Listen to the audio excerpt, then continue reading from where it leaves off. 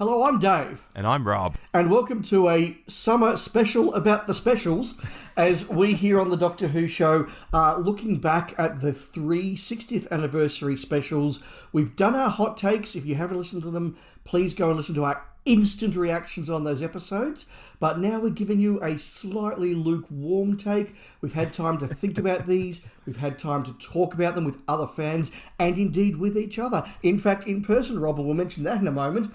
But we've also had the chance to get a lot of really great feedback from you, our listeners. And this is the episode where we take all of that together. We've got no set deadlines, no set time limits on this one, so we can take a bit longer, be a bit more thoughtful, and just talk about the 60th anniversary specials. 3 very exciting and important episodes of Doctor Who. Rob, how are you?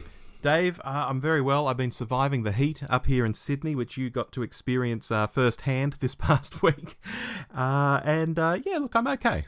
Yeah, no, that's good. No, as Rob intimated there, we did catch up in Sydney. I was visiting for a few days just as part of my summer break, and the day that Rob and I were set to catch up, it hit 38, 39 degrees, and given that we were already doing about 6 different episodes of the show this month, we decided not to do any recording, and we just had a drink and enjoyed each other's company, which was very nice. Yeah, it was very good. Always a good time, Dave. Yes, although I do think it's worth noting that several of our topics we did sort of stop a few sentences in and say, you know what, let's save this for Sunday. Yeah, it was funny how a few things came up. Rob, you gave these episodes a score at the end of each hot take. Do you feel the need to revise any of your scores? How do you feel looking back at these episodes now things have settled a bit? It's interesting, Dave. Normally when we get to these wrap-up shows, I do feel a bit of tweaking is in order. However, this time around, I am sticking with my 3 scores of 7.5, 8.5, and 8. Yeah, I'm the same. I gave the scores a B, an A, and a B+. And I think that's probably correct. Interesting to note, though, that although I said at the end of The Giggle that the one I most wanted to go back to and watch again was Wild Blue Yonder, the one I have gone back to and watched again was The Giggle, because there were just so many points of discussion that I thought needed to be looked at and watched again, and mostly I wanted to check if you were right that Ncuti Gatwa was not wearing pants. And you absolutely were, and I don't know how I didn't notice that. Which we should clarify for the overseas listeners, particularly in the UK. By that you mean trousers, because for pants, they would think underpants. Yes. Yes, that would be a very different story. He was certainly wearing pants in that sense. Yes, no, very important clarification there. But no, that is right. So there were some things that I did check out there and look back on that we'll be able to discuss in here. I did put a poll up on Twitter, which you retweeted from the show's account, just asking our listeners and our audience which episode was their favourite, and it was quite tight. The Star Beast got 9%, which I don't think means that everybody hated it, but just that it was very few people's absolute favourite. Wild Blue Yonder 43 and The Giggle 48. And there was a period there where Wild Blue Yonder was leading, but both of those stories seem to have their fans. Yeah, definitely. And when Wild Blue Yonder was leading, I thought, oh, look, I'm in touch with the fans, because I thought that was the best of the stories. But it just got pipped in the end by The Giggle. And that's fair enough. I think The Giggle's got the new Doctor appearing. It was the biggest, flashiest of the 3. So, it makes sense. Yeah, look, Ncuti's appearance was exciting. Mel's appearance was exciting. Neil Patrick Harris, yes, absolutely. So there's a lot to love in The Giggle, so I'm not shocked at all. But yeah, interesting that Wild Blue Yonder, which was a very straightforward story in many ways, did resonate so well with fans. So look, that's pretty strong for those 3 episodes. So look, Rob, we have a lot of feedback to get through. We did say during our hot takes that to keep those nice and compact and concise, we were saving our feedback from our listeners for this special, and that's what we've done. So we're going to rip through this in blocks and tic-tac between us, and then we'll stop and have a bit of a conversation, unless there are things we want to just pull out and react to instantly as well. Yeah, we won't be able to riff on everyone's message, I'm afraid. That will just make a 4-hour show if we do that. But we will riff on a few of these, I think. No, and a number of these messages have pulled out similar points, which we will sort of block together and have a chat about. And I think in most cases we'd sort of put down on our notes of things that either we wanted to dive a bit deeper into, more so than we had time for in the hot takes, or things that we just blew past us and we, not forgot about, but just, in the space of a half-hour hot take, you can't mention every character or every moment. And there's a few that we have put aside for this as well. Yeah. So, Rob, if we're good... We're good, Dave. Let's kick us off. Do you want to read our first piece of feedback? And these are, I believe, roughly in chronological order of receipt? Roughly, yes. Roughly. Okay. So here we are with Shane Rofe via email. He says, "G'day, fellas. First time in a long time I've agreed with both of you re your Star Beast hot take. You both nailed it, in my humble opinion.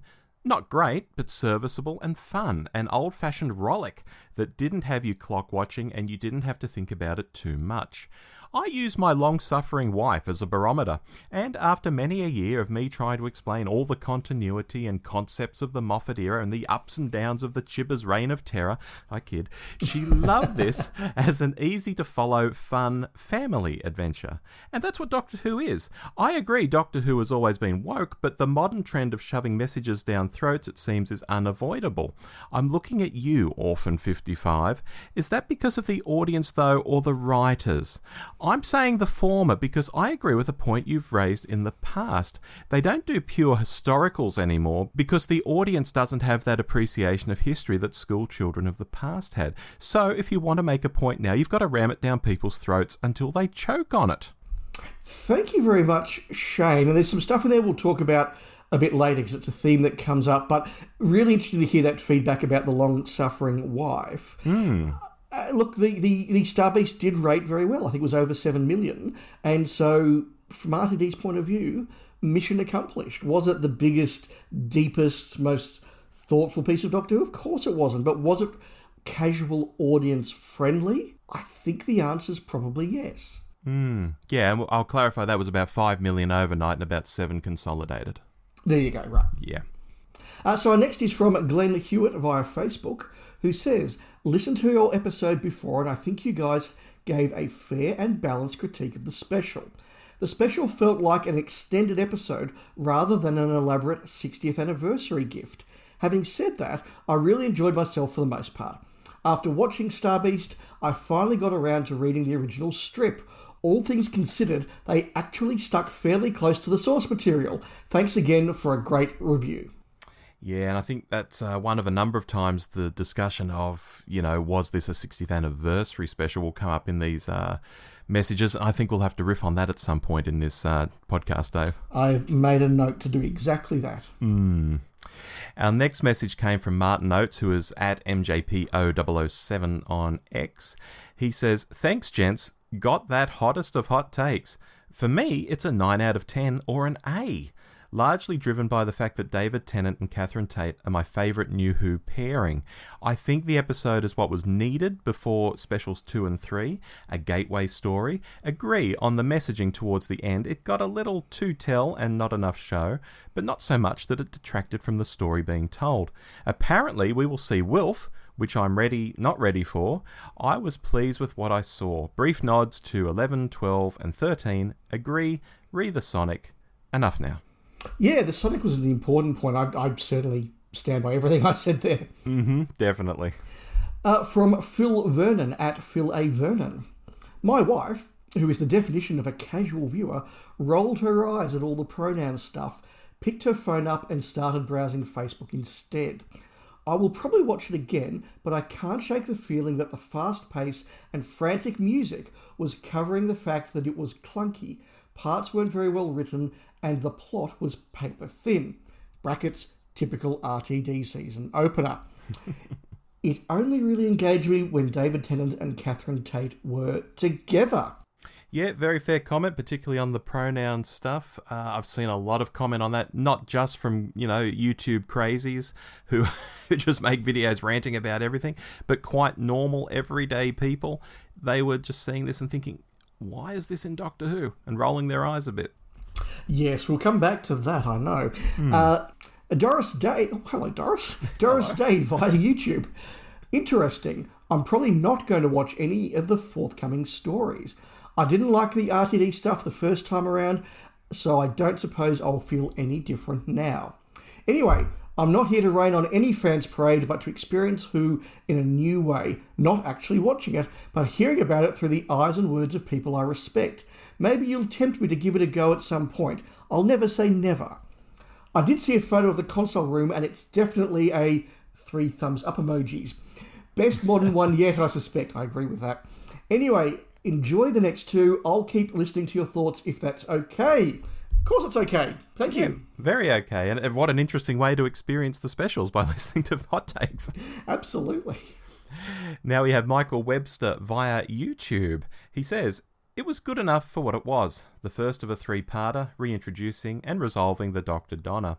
Beep was a nice touch, but in terms of the story, it was Alien of the Week stuff. Thanks, Rob and Dave. Yeah, can't argue with that. Jeremy Power via YouTube. Hi, Rob and Dave. I just wanted to share my complete agreement with your insights on the recent Doctor Who episode Starbeast. Like you, I find it increasingly frustrating when social commentary takes precedence over a well-crafted script and compelling storyline. Watching with my 8-year-old son, who's just beginning his journey into the Whoniverse, I hoped for a story that would captivate us both and introduce him to the Doctor, a character I've admired since I was his age. While the episode did deliver a reasonably solid story, albeit slightly light, which is understandable for a series opener aimed at new viewers, the insertion of social commentary felt forced and distracting. It disrupted the narrative flow, making the experience less immersive. Doctor Who has always been about extraordinary storytelling. While addressing contemporary issues is important, it should not overshadow the essence of the show. The recent focus on transgender issues, for example, felt more like an awkward obligation than a seamless part of the story.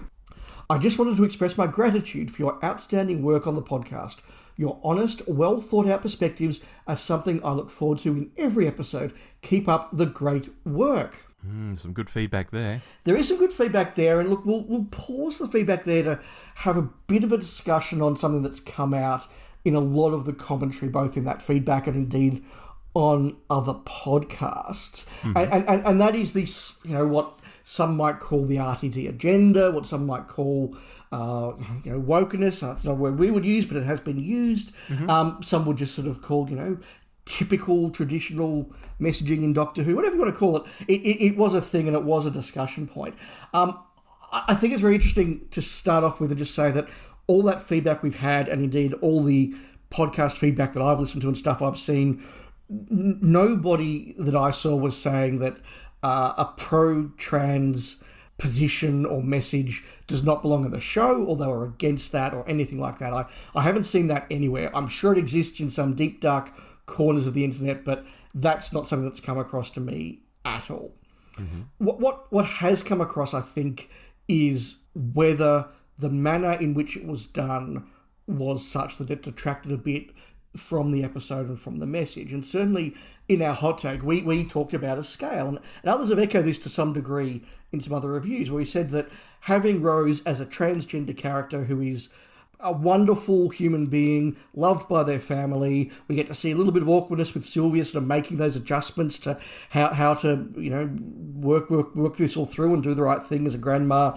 We saw a little bit of bullying of her by classmates, and so we got that moment of, this is what trans people have to put up with. And we said, so that was really, really well done, and then it sort of got clunkier and clunkier as it went through. Well, if I can just jump in there, Dave, Yeah, it got clunky in that same scene. We see Rose bullied by the guys on the street, and it's like, isn't that bad to bully someone at all, particularly for that?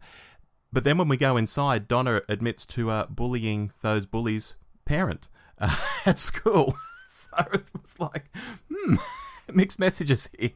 Yeah, it was a little bit. And I realised, though, last week, before I watched The Giggle, I was just sort of driving around and I was thinking about these episodes and all the different podcasts I was listening to.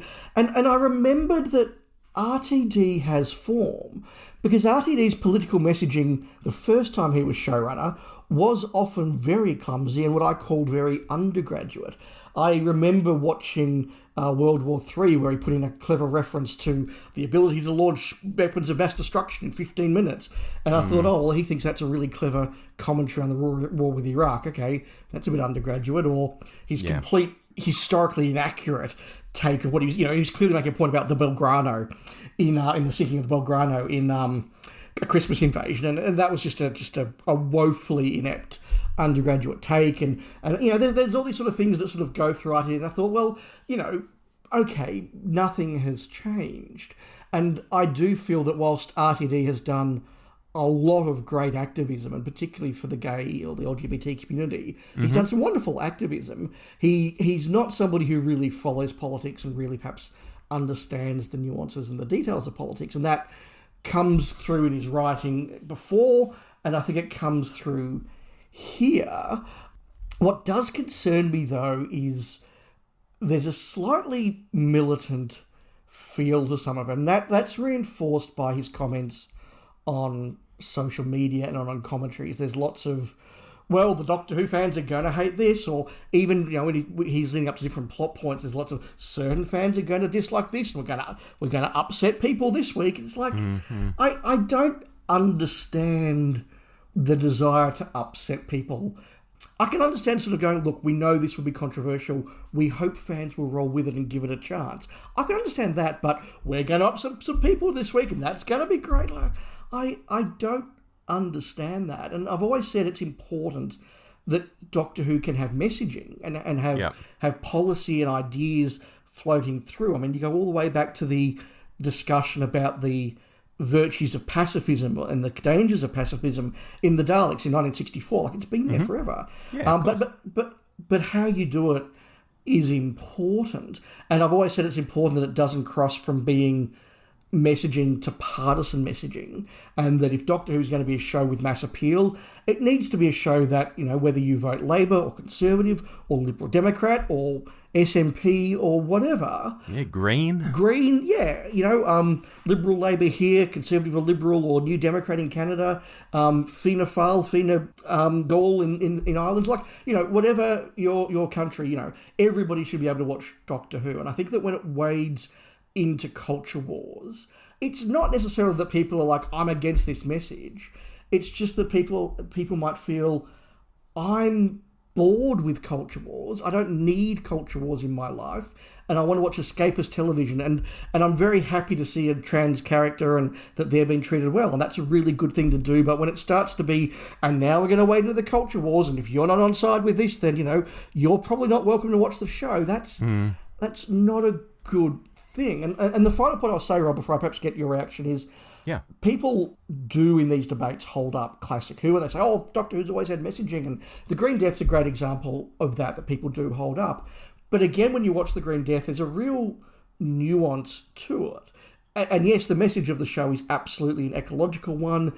The message is very much that if unfettered capitalism and corporatism forgets its humanity and forgets that we're dealing in a real world and puts profits over the planet like that, that's a dangerous thing, and that's a really important thing to have in the conversation. But throughout that, you get comments like the Brigadier saying, well, hang on, cheap petrol's a good thing, and the Brigadier is a character that we admire and respect, and he's giving a point of view that people in the audience will go, well, yes, that's right, we need to be ecologically sound, but we do need to be able to afford to fill our cars. And the bit right at the start where Professor Jones is wanting to shut everything down, and you get the good, honest, working-class coal miners saying, well, hang on, that's nice for you, we need a job. And it's already all for middle-class activists to come in and say, no, stop doing this, but, what about the people put out of work? And in the end, the story solves it by Joe's uncle just giving everybody a job. But and I don't want to go down to the whole politics of the Green Death, but the fact that often in these stories, the alternative position was put. You go back to that conversation in the Daleks about pacifism, and different points of view of the merits and concerns of pacifism were put by characters that we respected and that we knew, and that the alternative argument was treated well. Even if the show didn't land on the side of that argument, it still gave it a voice to it and gave it respect. And my worry is that when we do this stuff in a real active culture wars, we're going to piss people off today. You are going to piss people off, and people won't feel welcome. And I emphasise, by my final point, I emphasise, it's not about people necessarily disagreeing and saying, well, I don't believe in trans rights, so I'm not watching the show. It's not that. It's just, I don't need to fight a war over this. Can you please leave me alone? Yeah. There's a lot I could say about this culture war that is infecting pop culture. You know, it wasn't happening back in the 80s and 90s like this. 80s and 90s was a beautiful time to be in pop culture. I loved it, you know. It was just so cool, you know. Well, I rephrase that. It wasn't cool to outsiders, but if you're on the inside of it, you know, it was just fabulous. I'll just say that across these three specials, and particularly with regard to the supplemental material that's been coming out where RTD is sort of explaining himself about certain topics, there's this real, I know what's best for everyone sort of vibe coming from him. And that came across loud and clear when he made himself the self-appointed saviour of wheelchair-bound folk regarding Davros. And yet you had loads of wheelchair users on social media like, you don't talk for me, buddy. Yet he clearly thinks he does. You have to have a hell of a big ego to think you're saving whole communities of people that you're not even part of. That's just one example. I think the next smart creative to emerge anywhere on the planet is the one who's going to take a property, whether it's Doctor Who or some comic book or a movie or a TV series or whatever it might be, and say, right, what made this appealing traditionally? What did people like about it? Why did it become popular? Why did they keep showing up? And then play to those strengths, rather than what I perceive as making a shopping list of what they want to insert, come hell or high water, and the property they've been gifted to write for just becomes the background, the backdrop to that shopping list. That's the wrong way to do it, and I fear that might be what's happening in the RTD2 era. Yeah, I think that's right. And you look at a lot of properties lately that have really pushed to have, you know, the first black superhero lead, the first woman superhero lead, and those movies have generally been very successful. I'm talking about Black Panther and Wonder Woman. They were successful because they were great movies that also were very exciting. If you were, you know, an African American watching a superhero movie, a proper, you know, $100 million superhero movie with a black lead for the first time and going, that's me on screen, and that's a big deal for me. But everyone else is going, and it's a great movie. And the same with Wonder Woman. It was a great movie. That's the vital thing. Yeah, exactly. Because when you look at the second Wonder Woman movie, it tripped over its own feet. Yet it had the same lead and all of that because it wasn't a good story.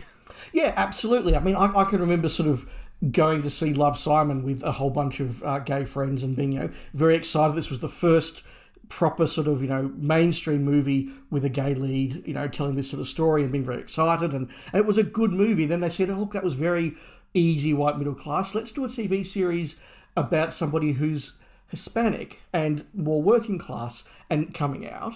And it wasn't just a case of, well, we need to tick a few more diversity boxes. It was like, actually, there's a really even more interesting story to tell because that's a much more difficult experience. And we can create characters around that. We can create a different dynamic in the family, and there's going to be different drama and different tension. And so Love, Victor, which was the TV spin-off, is just an amazing piece of television, not because it ticked the diversity boxes, although it did in a really, really successful way, but because after they worked out what story they wanted to tell, they had a great story to tell. And that's the problem. I don't think most people have a problem with, in inverted commas, ticking diversity boxes or having a more diverse cast, more diverse casting, more diverse leads, whatever. But if there's not a good story, people won't tune in. Exactly right. They don't care about what's in the press release. They care about, funnily enough, what's in the story. And The Marvels was a classic example of that. Nobody was judging that off the press release. They were judging it off the trailer, and the trailer was boring, and people didn't turn up to see it. It's not more complicated than that. Yeah. Shall we kick on with Wild Blue Yonder? Yeah, do you want to take lead this time? I will. So I'll start with Shane Rofe, who came in via email. Hello at the Doctor Who Show. Wild Blue Yonder was an example of Doctor Who I've always loved. Good, spooky, easy to follow sci-fi with big explosions. And my wife, a pseudo-Who fan through association at best, is loving it too. She is the core demographic, the audience which simply wants to be entertained. 2 weeks in a row, she's enjoyed the show and is looking forward to episode 3. We fans need to remember this show isn't just for us. So far, the 60th is delivering in spades. Take care, Shane. I think Shane just really emphasised what we were just saying. I think so too. I'll move along with Alicia Neptune. She's at Alicia Neptune on X, has co-hosted the show before. Hello, Alicia. She says, are these specials what I might have expected for the 60th? Nope. But that's what Tales of the TARDIS and the Big Finish Once and Future series have been. I think the TV apps are fabulous and use bits of the past to launch us into the show's future. Excellent. Thank you, Alicia. Glenn Hewitt via Facebook. I really enjoyed this one. Going into it, I was almost getting an Ark in Space vibe. I was too. I think that's a very good comment. I love it when Who goes down the nightmare horror route, and this one really reminded me of Midnight, which is one of my favourite stories from New Who. Well, kind of new. Mine too, and yes, I agree entirely, Glenn. Definitely. Mark, who is at Ruggerlad, says, re the 60th anniversary. To me, these 3 shows are a lead-in for the new series. To be honest, I had no expectation of a 50th style adventure. We'll come back to that. Yes, we're starting to get these comments flowing in now. Yes. Martin Notes at MJPO007. Thanks, gents, for the second of the Hot Take specials. A step up on the very enjoyable Starbeast. Pleased that RTD has not retconned the Flux Timeless Children. Interesting to see how this plays into 15. I'm quietly content with the specials regardless of it being the 60th anniversary. I'll jump in here and say it's interesting that Martin picked up on the Timeless Child mention, because in the next episode along, in The Giggle, RTD had the toy maker asking the Doctor, have you enjoyed the jigsaw I've made of your life? And given the mentions of the Master too, it does throw in this idea that perhaps the Timeless Children thing was a toy maker creation. So on one hand, it is real, and Chibnall's concept isn't retconned, which RTD said he wouldn't do, because it's something the toy maker created. But on the other hand, it can be read that the Doctor really was a Gallifreyan first, and now that's been interfered with retroactively. So a fearless attitude in a showrunner can actually be a force for good. Not just when they're saying, I know it's best for everybody, but when they'll actually take a stand and do something like this. And we get scenarios where the backstory of Doctor Who is now whatever the audience wants it to be. It's not just one or the other. It's actually more mysterious and mythological, I think.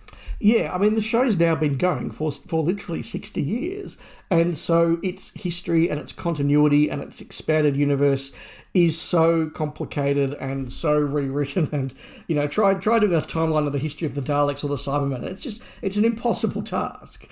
So I think that the way Artie dealt with it was really quite clever, and he was never going to retcon and delete an entire showrunner's contribution. No. I mean, that was just an absurd idea. But look, I compare it to the TV movie and the comment about the Doctor being half human, which, look, if you want to dive into that and headcanon it and do a whole lot of backstory, absolutely it's there, fill your boots. I think a lot of us have just very quietly pretended it never happened and moved on with our lives. So that's an option too. Absolutely. Moving along, Jeremy Power via YouTube. He says, hey, Rob and Dave, just caught your latest take on Wild Blue Yonder. As always, you guys managed to dissect the episode with that signature insight of yours. Much appreciated. I couldn't help but nod along to your thoughts, especially about the episode's horror elements harking back to the Philip Hinchcliffe and Robert Holmes era. It's like a modern twist on that classic Doctor Who unease, with a dash of RTD's unique style. The tension and psychological play really reminded me of those older stories, yet felt distinctly contemporary. However, I share your sentiment that it's a bit of a shame how the last 2 episodes, while very good, don't seem to have overtly celebrated the 60th anniversary. They feel like fairly standard Doctor Who fare, which is great, but maybe missed an opportunity for something more celebratory. Also, I can't help but feel that Doctor Who in recent years hasn't been catering as well to us long-standing fans. It sometimes feels more like antagonising the loyal fan base than keeping us enthralled. I mean, would it kill them to bring Romana back from E-Space? And he's put a laughing emoji in there. Bernard Cribben's return as Wilf was a touching nod to the past, though, and a highlight for me in the midst of the modern twists.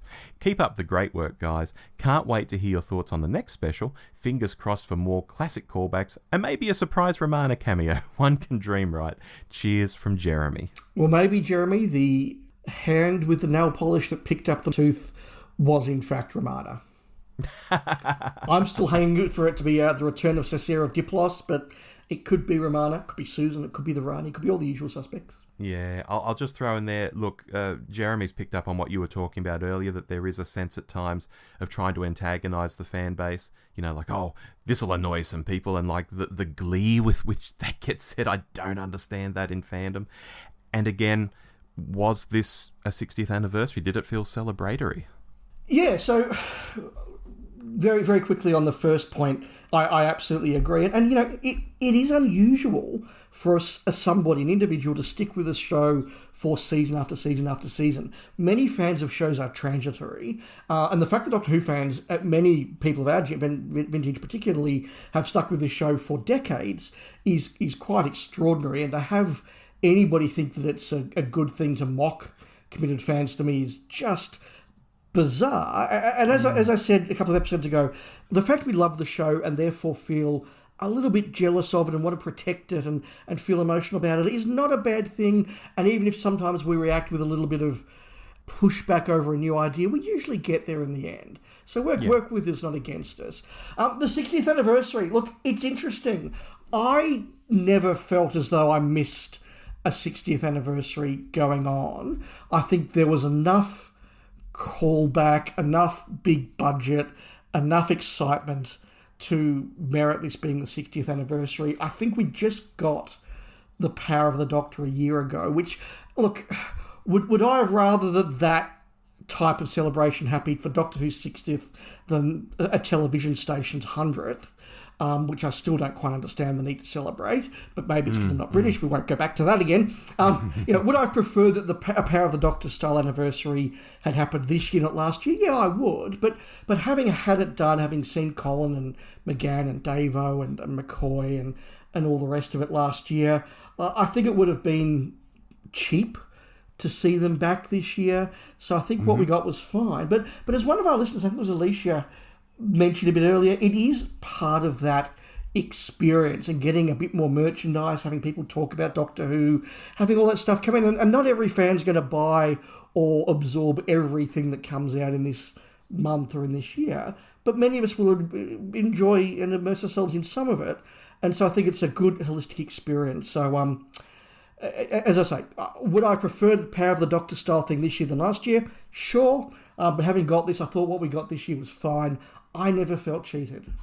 Yeah, look, for me, it's interesting because, you know, you say, well, what was the 60th anniversary? What was the celebration? And some people say, well, obviously it was that RTD was back and David Tennant was back and Catherine Tate was back. And I'm like, to me, that's not really a celebration. That's quite egotistical. Like, the celebration is we're in it. No, that's not the celebration. Some people say, and I mentioned this on a hot take, oh, you know, you must be expecting it to be multi-Doctor.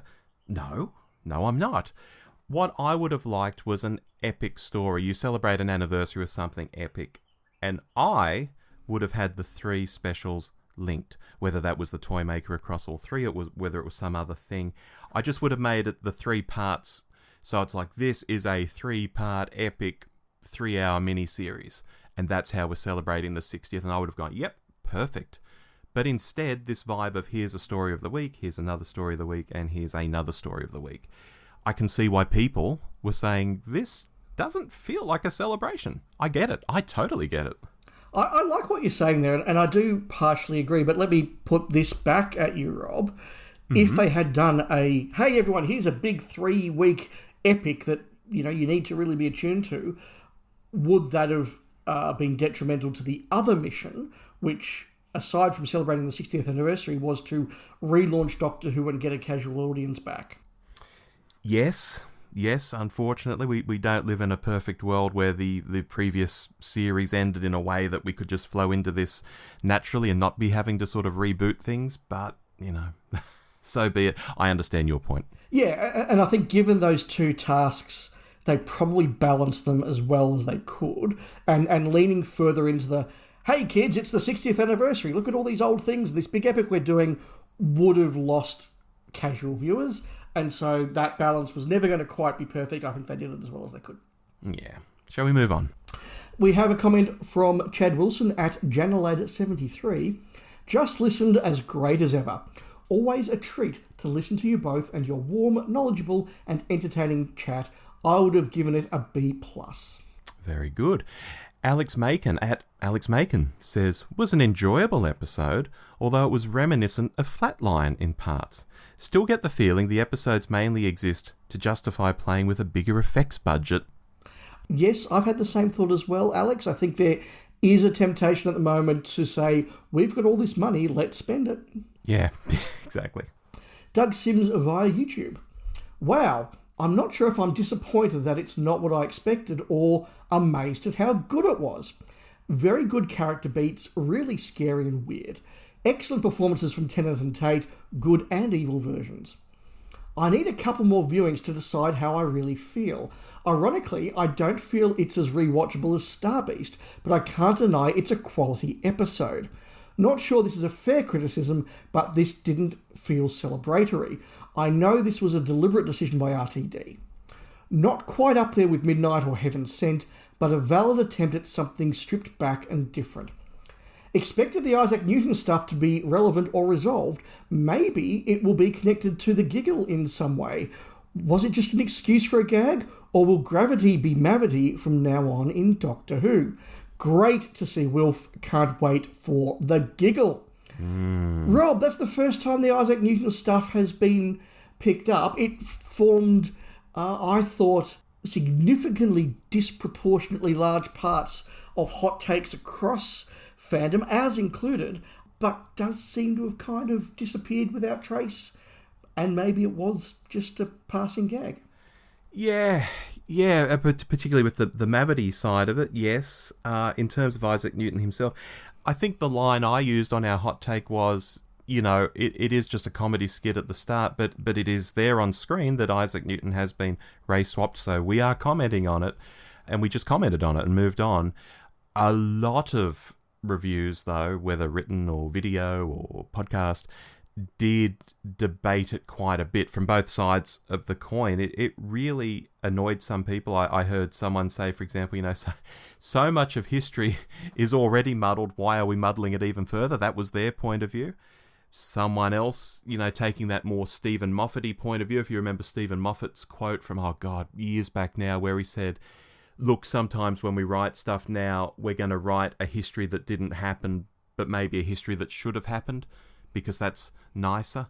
I think that was the vibe there. So there are two wildly different sides of this coin when it comes to historical people, know, and I think there always will be. Yeah, and I've been reflecting upon this as well, and I think it's possible for both takes to exist.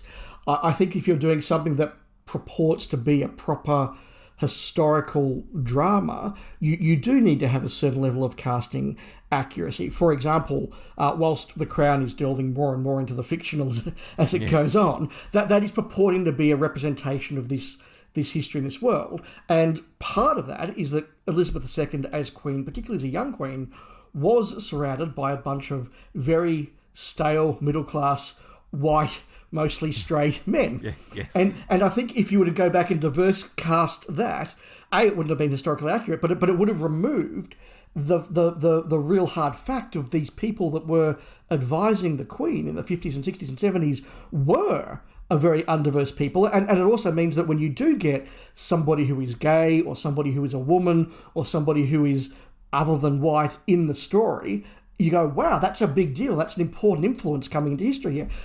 On the other hand, if you're just doing something that's very, very fun and very frivolous and you just want to have fun in history, go for your life, cast whoever you like, and that's really good. Where does Doctor Who fall into that? I think that's a very complicated discussion.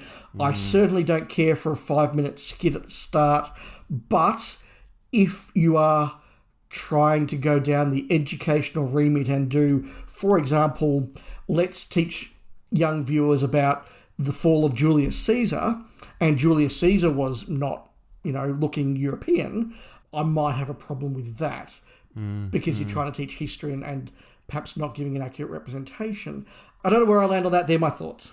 Yeah, and certainly they're not doing it all the time. In the next episode, John Logie Baird is portrayed quite accurately, albeit his assistant comes from the subcontinent, and I'm not sure that was actually historically accurate. So it does move around, and it's not that every famous person is race swapped. Again, in the very next episode, it didn't happen. Yeah, as I say, I think there's merit to both arguments. Were you proud, Rob, that all us Australians knew who John Logie Baird was because our TV awards are actually named the Logies? That's right. I was surprised at how many people didn't know who he was. To us, it's quite natural, weirdly. Yeah, absolutely. As I say, our version of the BAFTAs or the Emmys is the Logies, and named for John Logie Baird. So Australians do know it. Rob, we need to move on to a few things that we missed or just didn't get time for. The Vlinx, or what I call Doctor Who's second-rate attempt at Aurak. I kind of like that it was just thrown in there without a, let's now do the Vlinx's backstory. Mm-hmm. He was, in some ways, a talking sonic screwdriver. He was a plot contrivance to get us past, well, we need to rewire and calculate and do this. It's just like, Vlinx, do that, it's done. So we can move the plot along. I think that's fine. Yeah, it was a bit of an odd one here with no real introduction, but I guess that was the point. They're showing, not telling, and we always say we appreciate that, so hey, we got what we asked for. My first thought was, gosh, this looks a bit cheap. Did it look cheap to you, Dave? It did look a little bit sort of 80s. And I wonder if that was deliberate. I don't know. I was just thinking to myself, don't we have a big budget now? What's going on here? Seriously, it's very underwhelming. And for my next thought, it was, I think this is all lining up for the Unit TV series that everyone says is happening. Just like the Sarah Jane Adventures had Mr. Smith, the Unit series will have this thing, fulfilling a similar sort of role. You can just see all these pieces being put into place, even before they announce this Unit series. I'm sure they're going to do a Unit series, Dave. Yeah, and that comes back to my point about plot convenience. Sometimes you just need a computer or something, an Android or whatever, that you can just say, oh, go and work this out for me, or go tell me about this, so you don't have to spend huge amounts of exposition explaining stuff. Yeah. Something else we didn't notice, or comment on at least, Dave, we did notice it, Unit's scientific advisor, Shirley Ann Bingham. She's the 56th and current scientific advisor to Unit, which struck me as a stupidly high number of advisors to have. Sure, I get there's some sort of joke in there that it must be a very dangerous role, but are they suggesting these people only last a year maximum in the role? That's a pretty irresponsible employer. A slightly lower number might have felt more realistic and been funny at the same time. Well, if you assume that Unit was founded somewhere between 1968 and 1973, depending on exactly where you go on Unit dating. We haven't got time for that. Mm-hmm. That's more than one a year, which is quite extraordinary. I did think there was some Liz Shaw erasure there when the Doctor said I was the first, because Liz was clearly hired as the scientific advisor before the Doctor shows up. Although she's very grumpy in her interview, she's there playing with test tubes and doing analysis of the meteor and spearhead from space before the Doctor turns up. I assume she wasn't doing that voluntarily. She was being paid. So she was number one. And, Dr. Shaw is up there as one of my favourite, if not my favourite, companions. So I've now defended her. I suspect the reason we didn't mention the scientific advisor in our hot takes was that I thought she was very well performed, like perfectly fine, but I didn't really feel particularly excited by her. And maybe that's because Kate Lethbridge-Stewart is such a dull character. She just drags charisma and interest from other characters in Unit. But I thought she was fine, but just did her job and was more functional than anything. Yeah, she's played by Ruth Madeley, who, of course, has spina bifida, so she can stand up and she can move, as we've seen on the show, but she uses a wheelchair. And I'll comment that the 2 episodes she's in do shine a huge spotlight on her disability. And I think what might be more daring going forward is just showing that disability as an everyday part of life, to not give her more lines or more gags about it, like the missiles in the wheelchair or scenes where, oh, look, you're standing up. Don't draw any attention to it now.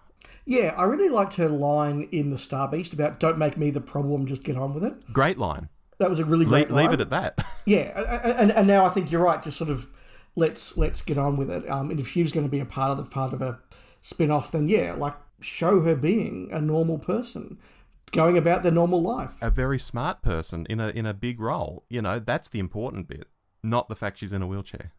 Yeah, I mean, the fact that she's in a wheelchair is very, very obvious to the audience. Yeah. We don't need a big sign written by the writer going, writer's message, she's in a wheelchair, guys. We know, we can see it. Just tell us, just show us. Yeah, or inferring, you're very smart and you're in a wheelchair. You know, that just blows my mind. Yes, That's a silly message. As though those things are incongruous. Yeah, No. yeah. I think that it was done well for the most part, and I hope they continue to do it well. Yeah, good. Quick note to say that there were lots of pre-publicity shots of Mel on the back of a moped with Ncuti Gatwa. We haven't seen that, so is Mel coming back?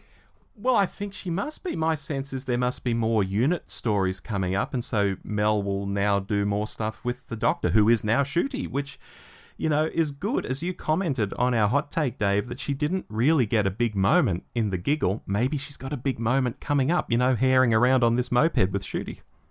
Or Ncuti Gatwa just owes a moped and he and Bonnie Langford went for lunch and someone got a photo. I hadn't thought of it that way. You could be quite right. I mean, Ncuti seems like a moped kind of guy. I think he is, yeah. Dave, Mavity, it's not come back yet. I think this is an interesting one. Every review I've heard or read since Wild Blue Yonder came out has just gone, oh, for sure, Mavity's coming back next week. It's a thing. It's definitely a thing. And it didn't. So is it one of these things that's in there just as a gag and now we're just meant to forget about it?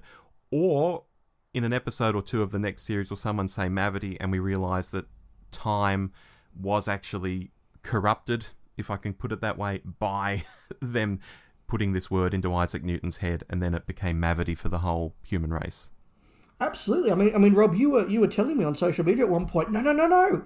Look at how gratuitous this one was. Like it's got to be more than a joke. And yeah, I was sort of thinking, oh, maybe Rob's got a point, but it didn't. Now, so the question is, was this just a gag for the one episode, which is fine, or is this something that's going to be picked up along the way? And if we're asking that question, let's also roll in other things that are very clearly going to be picked up along the way. I made a joke about how obvious it was that the boss that the Meek referred to was going to be the toy maker, and I was wrong there.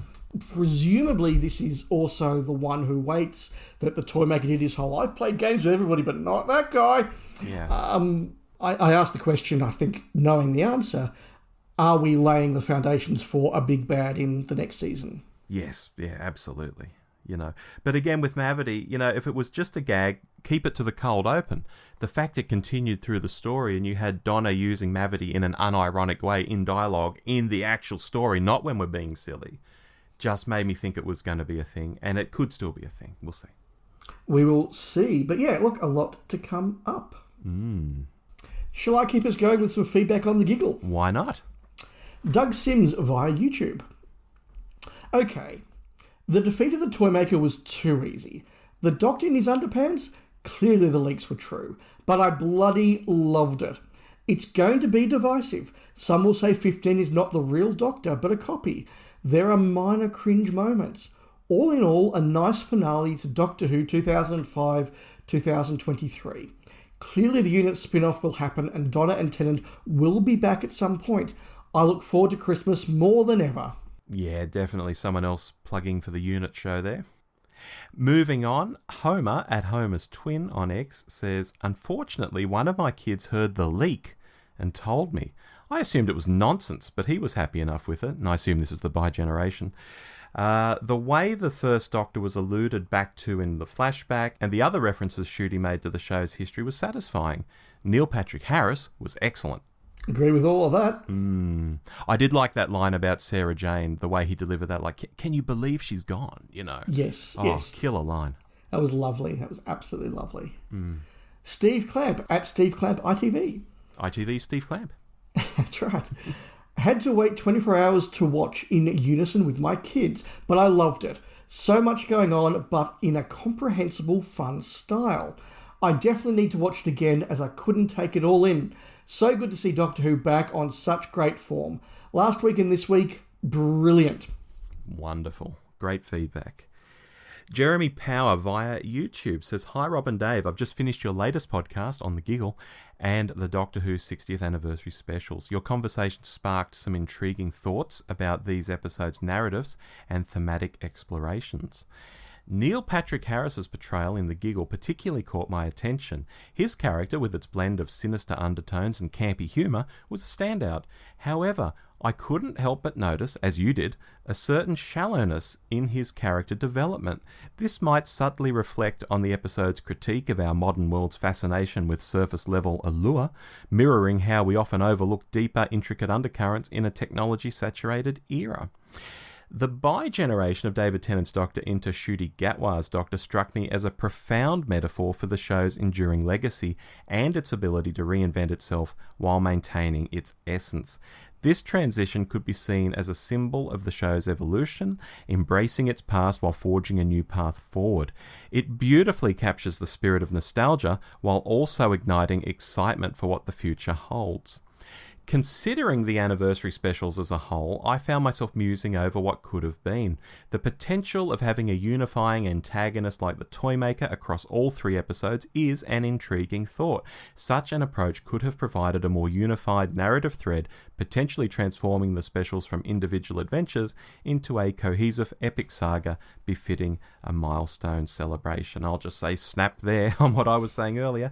Yep. Bonnie Langford's return as Mel brought a delightful sense of continuity, yet there was an underlying sense that her character's potential wasn't fully tapped. There's something you brought up, Dave. This seems to reflect of a broader theme in these specials. While they pay homage to the show's rich past, they also grapple with realising the full depth and complexity of the characters. The modern interpretation of UNIT in these specials poses an interesting dilemma: how to adapt classic elements of Doctor Who for contemporary storytelling.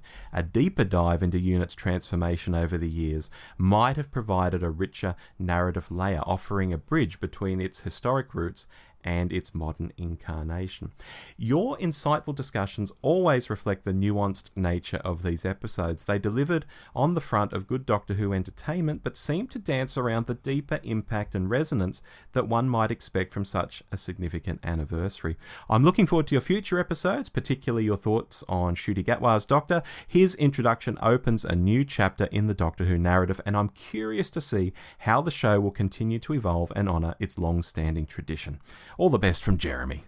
There's a lot there from Jeremy we've already spoken about, but I will just highlight again, he referenced the shallowness of the Toymaker's character and plot in the end. And rewatching The Giggle, again, I was sort of baffled by the fact that this amazing elemental being was defeated because he didn't catch a ball. And without any sort of real twist, it was just, he just didn't catch it. And look, as somebody who went through school not really being very good at catching balls, maybe I related a bit, but it did seem a little bit shallow.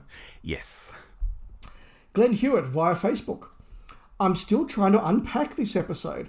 I'll certainly be thinking about it over the next few weeks. If anything, this episode feels more like an anniversary special than the previous 2. I'll agree with that. Which felt like lost stories from Series 4. I'm also looking forward to Ncuti as the new Doctor. His brief appearance here had me jazzed for his portrayal. His charisma just bounds off the screen. On a side note, I finally made a start on Flux today. After the Timeless Children's story, I kind of drifted away from Modern Who, and while I had intended to check it out, I wasn't in any hurry to see it. I'm on the first episode now, and it's not too bad. And thanks again for another brilliant hot take. I was really hanging out to hear your thoughts. Thank you very much. Wow, imagine going back to Flux now.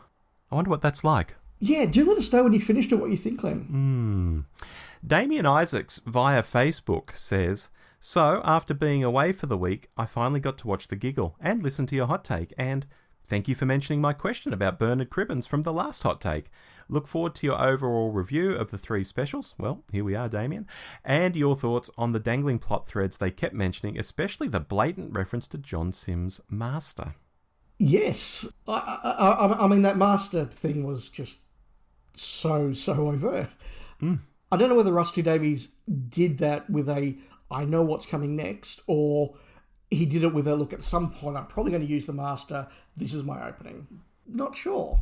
Yeah. When you say the Master is trapped in someone's tooth, you expect the genie to come out of the bottle at some point. Yes, look, absolutely. I think that's going to happen.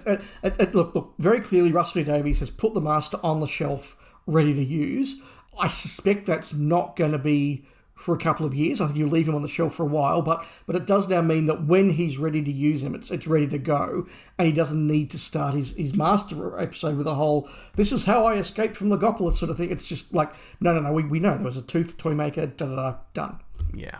Simon Pitt at Library Player saw the rumours, although still a bit of a surprise, and executed well. Although it does raise a lot of questions, e.g. what happens next time a big alien invasion, can he regenerate, etc., a fun episode, and I think 15 is an amazing Doctor. Yeah, definitely. And we'll talk more about bi-generation later, including can he regenerate. But in terms of a big alien invasion, I think if the big alien invasion is happening in the Unit series, Tennant might be the Doctor they call on. Let's come back to that. Simon Valentine at Simon Valentine 1 says, I loved it. Holy is it going to make the wah Doctor Who is woke YouTubers go absolutely bonkers? My only small disappointment, being it's the 60th, is that I would have loved to have seen either Matt or Peter make even a brief cameo somewhere. That's fair enough. I get that. Michael Herbert at MJ Herbert. This Toymaker didn't bear any resemblance to the original character. More like the Joker from Batman. Not sure why RTD bothered. Yeah, okay, I get that. Yeah, I think he just updated him for modern times. Yeah, and given Michael Gough is problematic and dead, yes, they had to recast him, and yeah, so look, okay, fair enough. Dan Hayward at LTFC Dan says, I'm not entirely sure why the bi-generation happened or needed to happen. Then again, if I had just got a normal regeneration, I think it would have been so anticlimactic. My biggest gripe is they just can't let Tennant go and stay gone. We get it. He was a good Doctor. Yes, I have similar feelings to that. Like, I get that Tennant is probably at this stage for the new series what Tom Baker was for the classic. Yes. But that doesn't mean we need sort of 4 versions of him. No. Coldacre at _Coldacre. Bi-generation is a terrible idea. Was a cracking good story up until the ending. Alrighty. Mouse the Elephant at How the Mouse says, agree that Neil Patrick Harris was perfect as the Toymaker, but Hunger Games, Ready Player One, even Harry Potter show the potential for using games playing in an inventive way. A big missed opportunity. Otherwise, much to enjoy in these 3 episodes, and the second stands out for the strength of its storytelling in all departments. Thanks, guys. Ready Player One's a really good pull, and yes, if they'd done a little bit more down that path, I think they would have got more value out of the Toymaker. Better as a novel, though. And I know your thoughts on novels versus movies. Yeah, we won't go down that rabbit hole. We'll talk to Jonathan at John MTSM21. I really enjoyed this episode. I managed to avoid spoilers, so the next Doctor arriving like that was a surprise. I think it's good that we now have a fresh Doctor, free of all the woe. A new start for a new generation and Disney. My only criticism would be that the games were dull. That's come up a few times now, and in fact my wife was mentioning that same topic again just last night. That it was, what? We're cutting cards, we're throwing balls? What? Yeah, no, I totally agree with that. And she doesn't even know about things like the Trilogic game and stuff, so she's not even comparing it to the past. She's just saying, in this instance, it was just boring. Yeah. Or TARDIS hopscotch or deadly musical chairs. Yeah, exactly. Bikeboy1895 at Bikeboy1895 says, I actively avoided spoilers for this series. My favourite inconsequential line was, surely you can't be serious. I was flying high at that. Well done, I see what you did there. As for the regeneration scene, I liked it a lot. Doctor Who regenerates itself again. Great. Yeah. Now, Dave, I hinted at this a moment ago. Let's have a bit of a longer topic to hash through. I want to talk about bi-generation, and I know this is a topic we've already joked about on social media. I said, I've got lots to say, and you're like, good, because I don't. And it even came up again when we saw each other in person this past week. I think there's some stuff we can thrash out here, and I think the first thing to note is what we saw on screen. The Doctor split in half, some Toymaker magic enabled Ncuti to make a clone of the TARDIS. Putting aside all the debate, we've even had it in some of our listener comments here about how fair this is on Ncuti, how it's not giving him clear air. There's always a Doctor lurking in the background now. I want to talk about what this means in practice. For example, some fans take the episode at face value and believe that Tennant will still become Gatwa at some point, because in some timey-wimey way, the self-improvement that Tennant hasn't actually done yet is already present in Ncuti's persona. You know, they're doing therapy the wrong way around. So people are like, oh, well, that's proof that Tennant, he does the work, then he becomes Ncuti, except Ncuti already exists now before he does the work. So how is that going to play out? After he's done enough self-improvement and, if I can put it this way, he's reached the right level of enlightenment? Does he just go poof into thin air? Does he fade away like Marty McFly over an episode? And he just becomes one with Ncuti, who's out there in space and time? Or does he have to be within range of Ncuti, and it's an actual conscious decision to merge back with him at this later date, meaning we'll have another Two Doctors story one day, and at the end Dave will be like, oh, I'm ready to go, and then they combine again? Or does it mean we now do have a separate Doctor in general, and he doesn't need to turn back into Ncuti? And if we take that path, can the Tennant Doctor regenerate again, as one of our listeners asked, and create a new line of Doctors? Or if the new Tennant Doctor dies, or gets injured, I should say, does he actually die and he can't regenerate? I have more to say, but I'm going to stop there. So I think one of your questions there begs a practical question, which is, has David Tennant said via handshake deal, whatever, to RTD, when you need me to come back and do the hand back to Ncuti, I will make sure that I'm available, whether that's for a scene or a special or an episode or whatever. There is something there, because if you're going to have that sort of an outcome, at some point Tennant has to be back on screen before Ncuti gives up as the Doctor, whether that's in 2 years, 5 years, whatever. So whether there's an agreement there, I don't know. Because I sort of feel like Tennant's done his 3 months with the show and might not be back for 10 years. Why should he? He's got a very good, flourishing career. So he may say, no, I came back for the 60th, I came back for the 70th, so if it's not the 80th, don't talk to me. Yeah. That's really interesting. As I said, I watched The Giggle again. I did really pick up much more strongly that whole therapy out of order thing. And so I think that it isn't a case of the 14th Doctor has split from the 15th Doctor, and now the 14th Doctor goes off and has a whole life with a whole set of regenerations, and you now get, 15A and 15B and all the rest of that. I think at some point the timelines are meant to link back, and that the things that the 14th Doctor experiences have and will affect the 15th Doctor. At some point they'll merge again. I think that's the intent. But Russell T Davies is not Joe Michael Straczynski. I would struggle to believe that RTD has got a well-thought-out, constructed master plan where he says, this is going to happen in the first year, and this is going to happen in the third year, and in the fourth year, this is how it's going to be resolved, and, this is you were the one that was, and all the rest of it. I don't see that happening. I think that RTD's given himself some toys to play with and probably doesn't yet know how to play with them. Out of the two options I came up with, which one do you like best? That he starts fading away one day and realizes, oh, he's reached his purpose, and he just fades into regeneration energy, which just fades off into the sunset? Or do you like the idea that he meets up with Ncuti and it's like, oh, it's time to, recombine? Well, my view is, given that this is now Ncuti's show, Ncuti is the Doctor in capital letters, that has to define Tennant's further appearances. So Tennant's farewell from the 14th Doctor has to be about Ncuti, and if it's just Tennant off on some special or some thing doing his own thing and fading away and Ncuti's not even there, well, that's where you start to get into undermining the 15th Doctor and Ncuti. So my preference is that whatever happens, it is about Ncuti, not about Tennant. Okay. Now, the second part to what I wanted to talk about is stuff that's happened outside of what we've seen on TV, because outside of the episode, RTD has now expressed that bi-generation is him trying to do happy regeneration. You know, yes, your favourite Doctor is regenerated, but there's still a version of them getting around somewhere. Isn't that happy?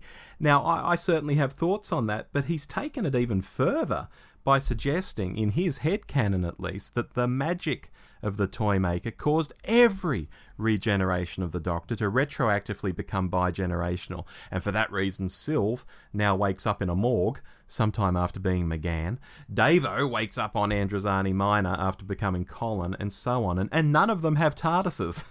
And I thought, this is bloody silly, both on a general level but also a practical one. Are we saying Davo wakes up on Androzani Minor in the middle of all those mud bursts, and he's in the nude? Given Colin kept all the clothes, you know, and he doesn't have a TARDIS. How is that a happy ending for Davo?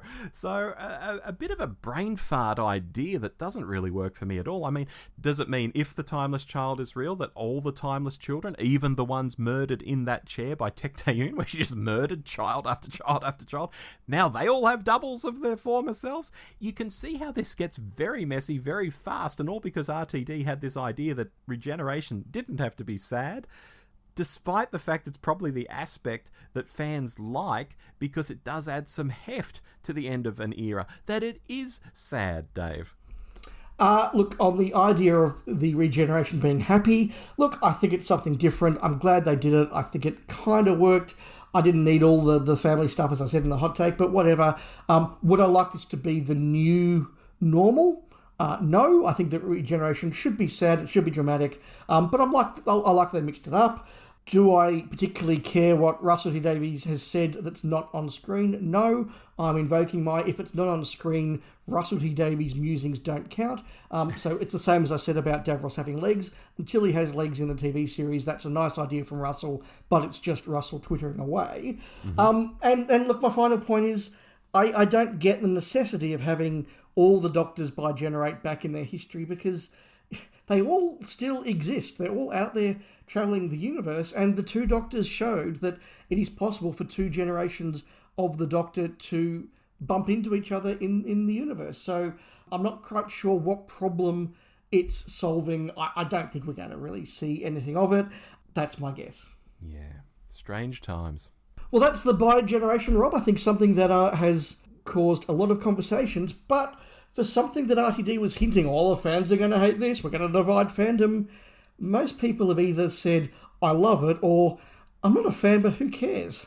Yeah. Because we're now going on to a show with Ncuti Gatwa as the Doctor, so the fact that Tennant didn't die and he's still, having lunch in England is irrelevant. He's not going to be there next series, so who cares? Yeah, it has annoyed some people, let's acknowledge them too, but broadly, I think you're right. It certainly hasn't been as divisive as The Timeless Children was. No, nothing like it. Nothing like that. No. Would you like to continue with some feedback? And I think this is sort of more overall feedback we've got now, Rob? Yeah, we're sort of gone beyond the individual episode comments, and we're sort of wrapping up the wrap-up now. People knew we were going to be making this show, so I think these are designed for this very show. Shane Gordon via Facebook says, well, got my hat trick. 3 weeks of hot takes where I've pretty much agreed with all your points, especially young Rob with the flat comment. That was my word of the week for the final week, Dave. That's right, it was. Despite how much I enjoyed this episode, and all three to be precise, I walked away, figuratively speaking, not 100% convinced I'd celebrated 60 years of Doctor Who. The giggle nearly ticked all the boxes with multiple references to old adventures, an old enemy, old companions, unit as a whole is included there, and even, technically speaking, a multi-Doctor story. But I still didn't feel that this was anything much different to, say, a pseudo-4th season of the 10th Doctor, the year where we had those 4 or 5 specials. Still, I'm glad to see that William Hartnell has had an appearance in every anniversary special, the 3, 5 Doctors, the 50th, and ever so briefly the 60th. Finally, I saw another reviewer raise something I'm totally on board with the bi-generation, and I'd be surprised if it hasn't been widely discussed by the time you read this. RTD has done an astounding job acknowledging the showrunners who'd been in place since he left. Some of the fears I had that he'd ignore or retcon some of the stuff set up by Moffat and Chibbers were laid to rest, and I admire the respect he has shown his fellow producers. He referenced the flux not once but twice, and he's given us a possible answer for the curator, the 14th Doctor revisiting a few old faces after he retires on Earth, regenerating backwards maybe. Fantastic stuff. Maybe those versions of her previous selves that 13 met when she died were encounters with the retired Doctor. Whether other fans adopt this or not, I don't care. Until it's proven otherwise, it's part of my Doctor Who canon. Well, have a Merry Christmas and a safe, happy 2024 to yourselves, all your listeners, and all Doctor Who fans around the world. Happy 60 years, Doctor Who. I think that's a really important piece of feedback from Shane. Firstly, because he acknowledges Hartnell was in all those specials, and I hadn't realised that. Yes, absolutely, that is a perfect record, so thanks for pointing that out. But look, as much as I discussed earlier that I was fine with the level of anniversary-ness about these specials, Shane, I think, is very representative of a part of fandom who is a bit disappointed, and I think it's good that we've acknowledged that, and that is a shame. Yes, that is a shame. Yeah, and I'll just throw in there, Shane's talking about a 14th Doctor who can possibly turn into other Doctors and does possibly turn into Tom. Yeah, that's certainly very, very possible. As I said, I don't think RTD himself actually knows. No, me either. Nick Dent via Facebook. I have to say I'm very glad the 60th anniversary specials did not try to be an epic summation of 60 years of telly. After the Chibnall era, which was all epic and little substance, it was good just to have 3 entertaining, mostly well-written stories. It's been a while. So there's the flip side of that coin, and acknowledging, I think particularly the last Chibnall episode, that special, that was very epic in some ways, but had very little substance for sure. Yes, I think that's the case. Now we have Jonathan Harding via email. He says, "Hi guys, thanks for all your shows. They always go to the top of my podcast playlist and have filled the long gap between episodes. Your hot takes on the 3 specials have also been good for me. The instant hits thrown out on Twitter aren't always a good way to gauge overall reception, so your reviews are also welcome, well thought out despite having had little time to digest. We're back with RTD and it's good times ahead. Personally for me, these haven't been what I wanted. Sonic force fields, what the hell? But this is what led into the years that Doctor Who seemed to be a global phenomenon. It's not my show, but it provides a sound foundation for a few more years. So how can I complain? Really high production values, a superb TARDIS set, Shooty looks to be an amazing lead. I just wish they'd actually killed 14. I thought it was an amazing move to bring in Shooty with 20 minutes to go. He was the star for me from then on. Thanks again, and one last question. The Doctor remembers Clara now? Kind regards, Jonathan in the UK." It's a really good piece of feedback, Jonathan, and it goes back to what I said about the show coming back in 2005 when we were discussing things in our 60th anniversary special all the way back in November. It seems like ages ago now, but it was only about 3 weeks. And that was that a lot of my friends from fandom at the time watched the first season of the new series and said, this isn't exactly the Doctor Who we want, but we acknowledge that for Doctor Who to be a success, it's got to be a lot broader and more mainstream than the show we would like, and it's not always going to be for us, but if the show's to survive, that's a good thing. And I really respect the comment that Jonathan's making there as well. As for the Doctor remembering Clara, look, I barely coped with comprehending the Moffat master plan when I watched it the first time, so I've got no idea if that's still the case. Let's just go with RTD's New World Order, that whatever you think happened. That's probably easiest. Yeah. Tom Turlo sent us an email. "Gentlemen, in your most recent episode, I heard you making a call out for reviews for the 60th anniversary specials, so here is my own humble contribution. Just to set the scene, I was not a big fan of the Chibnall era. I didn't think it was terrible, and there was the odd episode here and there that I quite enjoyed, but on the whole, I thought it was pretty mediocre. So, I was looking forward to the return of RTD. I'm more of a Moffat man, if I'm being honest, but Russell is a talented and capable writer, and I was hoping for a step up in quality with his return. On the whole, I think he's delivered. All 3 of the 60th anniversary specials have been entertaining and exciting, very slick and very reminiscent of past RTD. Each week was stronger than the week before, and as a trio of shows, they were very enjoyable. But they were not perfect. Being an old school fan of Doctor Who, I was probably hoping for something a bit more special about these specials. These episodes felt like a somewhat truncated series from the earlier RTD era. That's exactly the point I made in the hot takes, I agree. Mm-hmm. A slightly vapid but pacey opening episode, a moody mid-season chiller, a big splashy throw everything at the wall series finale. Good fun, but a bit like junk food. Tasty, but not very substantial. I've never been David Tennant's biggest fan, but he was a little less annoying this time around. He looked a bit knackered and shagged out right from the start of the first episode, so I suppose he could do with a rest for the foreseeable future. The whole bi-generation thing strikes me as a bit daft. It seems a bit like the whole Timeless Child plotline, a slightly mad idea that will probably be all better off just ignoring going forward. It raises a whole host of questions about what happens when the Tennant Doctor regenerates in the future. Will there be two shooties?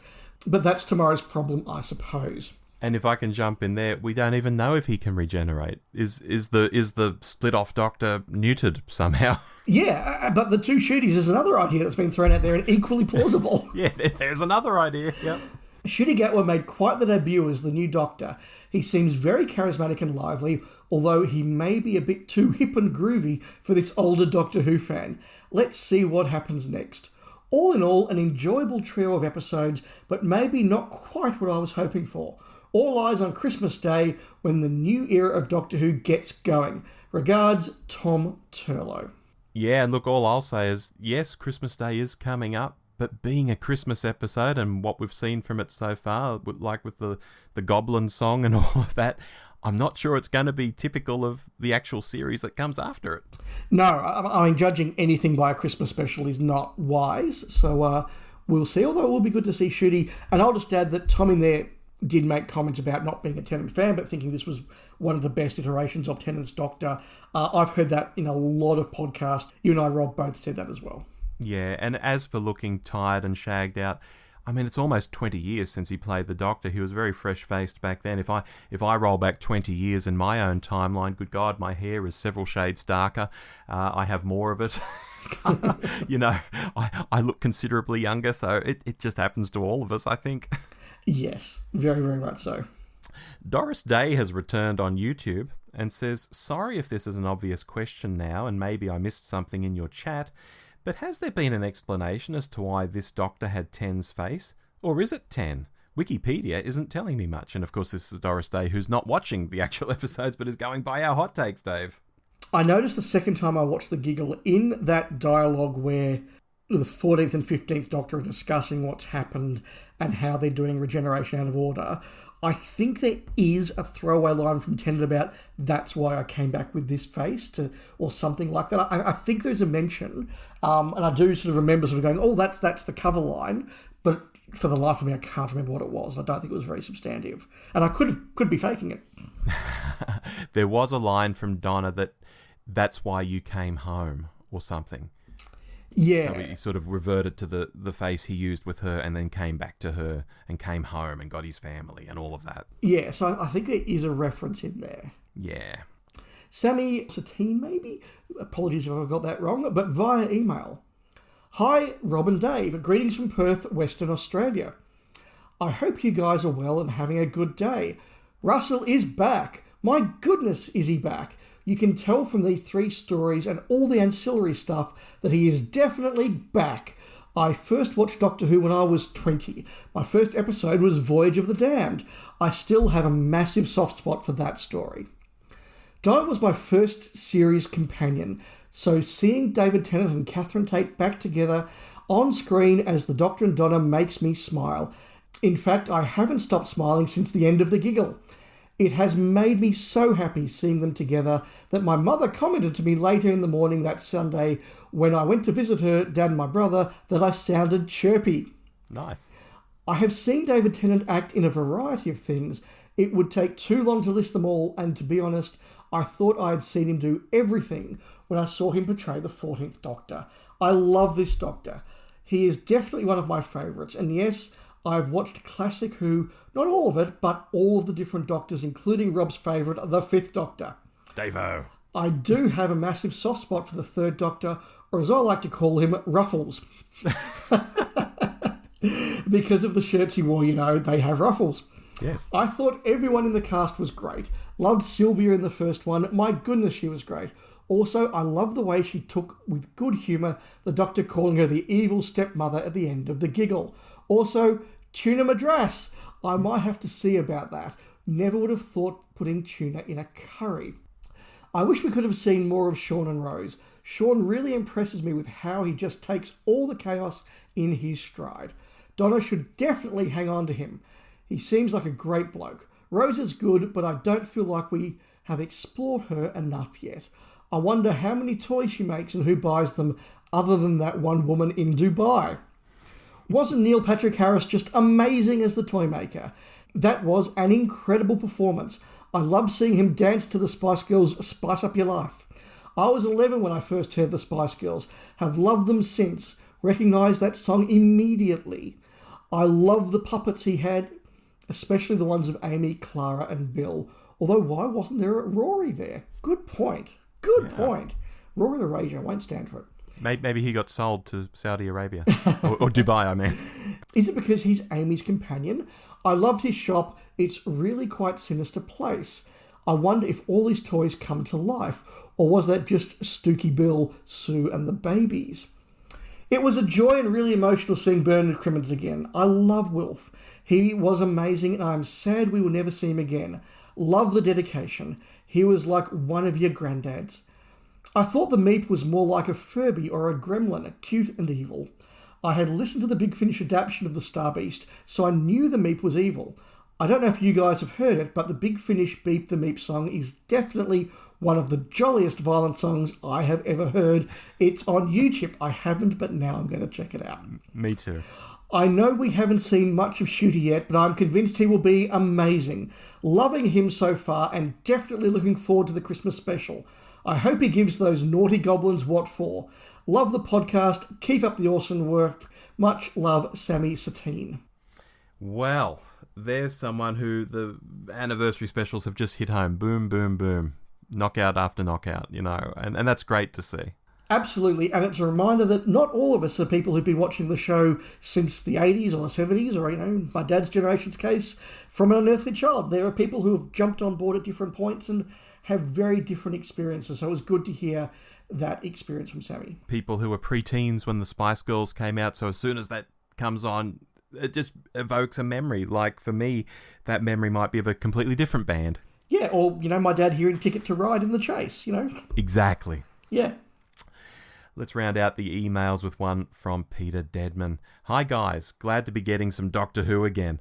I just wanted to say it's a relief as well to get competently made stories without the Chibnalisms of the previous era. Tennant is my favourite of the new Doctors, and this version was a bit more reined in and serious, and it made it even better. What these specials have shown me, above all else, is that Jodie was a good actress, but the writing in her era was just terrible for the most part. RTD did a better wrap-up of the Flux than had been done in 13's era. For the individual stories, I mostly agree with your ratings. I think it was great seeing Ncuti Gatwa in the role. He was immediately charismatic, playful and adventurous, even without trousers. I'm hoping this bodes well for the Christmas special. A couple of minor points from these specials. Number one, Murray Gold was a bit more subdued this time. I love a bit of brass band bravado sometimes, but sometimes the quieter stuff is good too. Yeah, totally agree. I thought Murray really was a standout in some of that stuff, yeah. Yeah. Two, I don't think we need huge epic stories for the anniversary, just a well-told story with good writing. The show has long ago crossed the point where you can go any more epic, since half the universe was destroyed by CGI, or the Flux.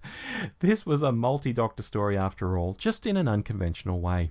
And three, the Avengers paradox can apply here, but if you think about Doctor Who's timelines, the same can be said at any time and place. There's bound to be past, present and future Doctors running around doing things. Every historical figure ever has met at least one of them, it seems, so I don't worry about it much. And I mean, that's something I said in our third Hot Take, Dave, where I said, Patrick Troughton could just be on the other side of the city doing something at the point that Shooty's running around.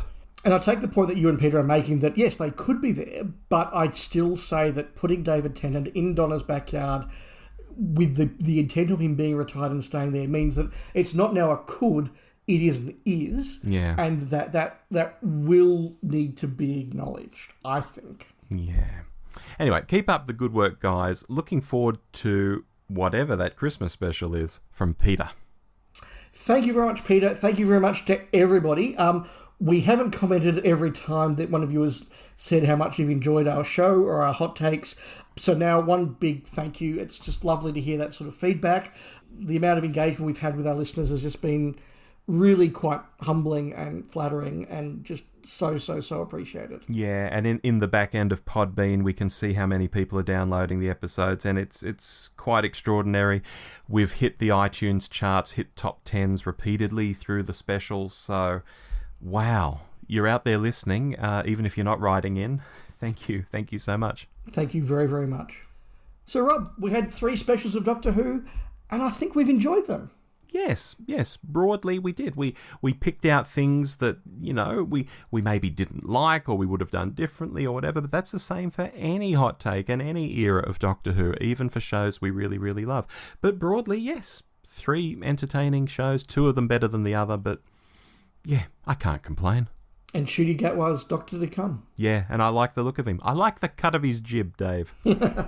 No, absolutely. Look, I'm really looking forward to it. I think that these specials were absolutely worthy of the build-up, worthy of the excitement, and there's a lot for Doctor Who fandom to be looking forward to, and there's a lot for us here at the Doctor Who Show to be looking forward to, yes. Because we're going to be doing another hot take in just a few days' time, Boxing Day for us.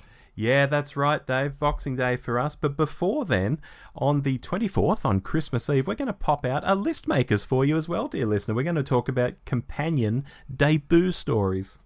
Absolutely. So we've got a list makers coming. We're going to have a hot take coming, and that one's going to have to be done before the Boxing Day test starts. Rob, I know you and I are going to have that as a very firm thing to get it out before we go to watch the cricket.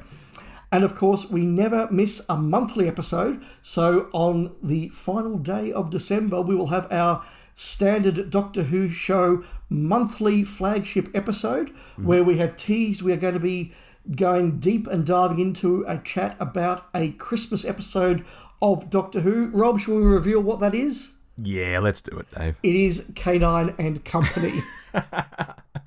Not the Christmas special you're expecting. No, but the one you needed. Exactly. So over the next few days, Rob and I will be watching K9 and Company, making some notes, and that will be the topic for our December issue. So 3 more episodes of us before 2023 ends, and then a lot more coming in 2024. But look, we've gone for plenty of time now. Thank you for all the feedback. Thank you for listening. We hope you listen over the next few weeks and into next year. And have a great Christmas if we don't speak to you before then. Absolutely. See you soon. Goodbye.